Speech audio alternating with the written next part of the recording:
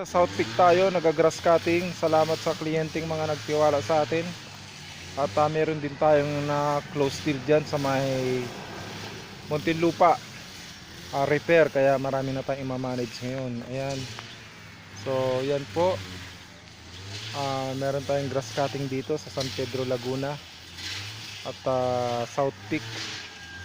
So yung mga gusto magpa-repair, house renovation, sa mga gustong magpa-gawa ng mga bubong lalo na tag-ulan, kaya ipagawa nyo na, may mga tulo.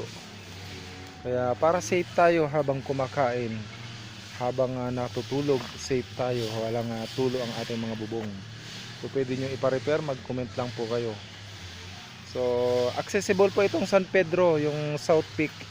San Pedro exit lang away from Manila. So meron tayong Daang Hari, Southwood, yung ating mga access, kaya malapit sa ospital, sa mga grocery, sa lahat po ng commercial, malapit po ang San Pedro. Overlooking po ito, walang baha, kaya pwede kayong mag-avail ng mga lupa, may mga available pa po tayo, tsaka bahay dito sa Southwind, San Pedro Laguna. Salamat po sa mga nagtiwalang client natin. I-bless po kayo ng ating Panginoon. God bless you po sa inyong lahat.